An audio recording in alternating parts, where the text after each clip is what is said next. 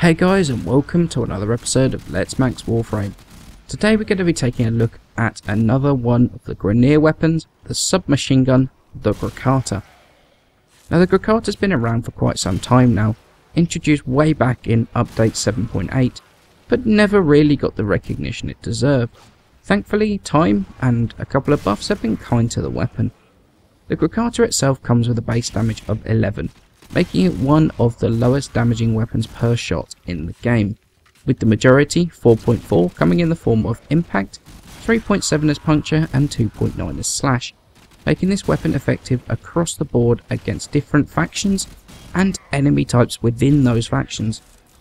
The Grakata also comes with a fantastic crit chance of 25%, with a critical damage multiplier of 200%, and a great status chance of 20%. Making this weapon viable for full crit builds, full status builds, and a sort of hybrid of the two. The weapon also comes with a fantastic fire rate of 20 rounds a second, amazing accuracy, and a huge ammunition reserve of 750 rounds, allowing for sustained, accurate fire to be poured into the enemies around you with relative ease. Now all these amazing features don't come without a flip side. That high rate of fire coupled with a pretty decent magazine size of 60 means that if you're not careful with your ammo, you're going to run into problems with running out of ammo during missions. However, if used properly, burst fired and kept under control, the Grakata is no more ammo inefficient as any other fully automatic rifle.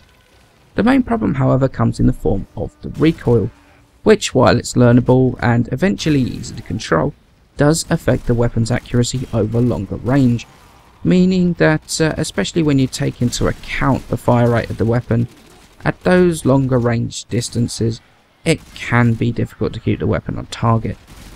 Stabilizer to reduce the recoil is an option to try and keep the weapon on target at those medium to long ranges, and even critical delay to reduce the fire rate to help it keep on target, but however, I'm not going to use either, and in all honesty I would take an effective longer range sidearm and keep the Grakata with a high fire rate in a tight space.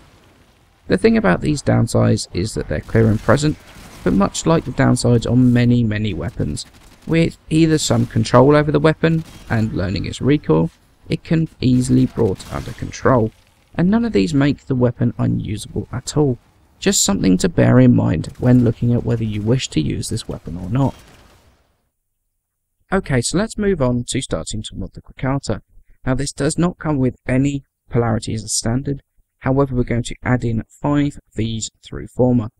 We've got serration for damage, we've got split chamber for multi-shot, heavy caliber for increasing that damage at the reduction of some of the accuracy. Now the accuracy of this weapon is so good that you're barely going to notice that accuracy loss from heavy caliber. We've also got point strike for crit chance, and we've got vital sense for crit damage. And then we're going to add hammer shot as well to further increase the critical damage of the weapon and also increase the status chance.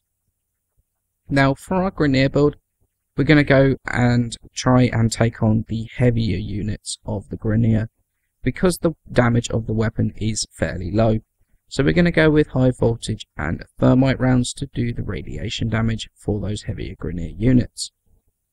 For the Corpus, we're going to go with high voltage and rime rounds to bring up magnetic damage against those shielded units. And for the Void and the Infested, we're going to go with high voltage and malignant force, which is going to bring up corrosive damage.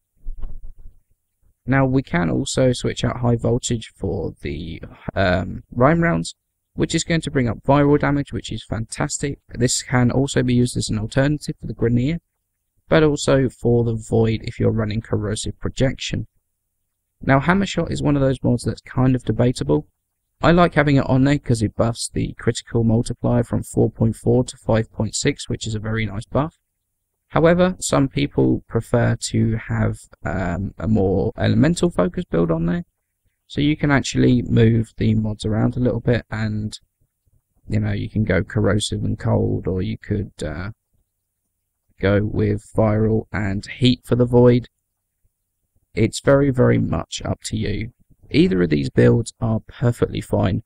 I prefer the extra damage from hammer shot, However, that's not to say that the elemental build is not useful at all. This is a very, very, very solid build. Now onto my recommendation as to whether I feel the Grakata is worth the farm, resources and time invested. And the answer is absolutely yes it is. The Grakata was actually the second weapon I ever multiple formed, after the Supra, and I've never regretted it. At the time of release the base damage was only 8, and the weapon really never got a chance at that point because the damage was so low. But eventually the damage was up to 11, but because of the Soma, it never really got a chance then either. The Grakata is often referred to as the new player's Soma, which it's very easy to make the comparison. Both are high fire rate crit based weapons with similar crit chances and base damage. However, this also means that the Grakata gets overlooked and overshadowed by the Soma at all times, which isn't strictly fair. Each weapon deserves to be compared to its own abilities and what it can deal with. And can it deal with almost all the situations the Soma can? Sure, the Soma with its slightly higher crit damage is going to be better up until the higher levels in the endless missions, but the thing is the Grakata is very decent and highly capable weapon, and really deserves a chance to be used and taken on its own merit, instead of living in the shadow of the Soma all the time. The Grakata is a lot of fun. It's like running around a spaceship with a Tommy gun, and ever since the audio update, which makes it absolutely sound amazing, it feels even more like doing that. It is a huge amount of fun to play with, and since the mastery rank requirement for it is 0, and the mods required are not horrendously expensive, since heavy caliber you can switch out for more crit damage with hammer shot or another elemental, it's not massively expensive to mod either, with only Serration being the major resource hog.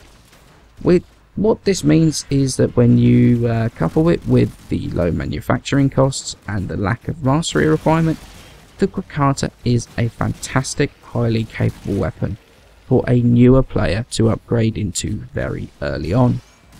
So in essence, a great looking, great sounding weapon with decent crit, decent status and fantastic accuracy at the cost of the recoil.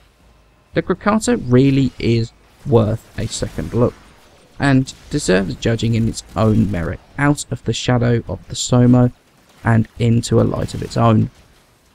Now just a quick little thing from me, as you know today we're going to be drawing the winner of that 75 Platinum courtesy of Digital Extremes. Good luck to you all, and the winner is Brandon Fall to Mine. Congratulations mate, please message my YouTube channel and we can sort out sending you that code for the 75 Plat. Don't worry guys, this is definitely not going to be the last giveaway I'm going to be doing, so stay tuned for another giveaway fairly soon. Many thanks for watching guys, and thanks for all the support. If you can leave a like and subscribe, that will be awesome, it helps me out a ton, and I shall see you in the next episode.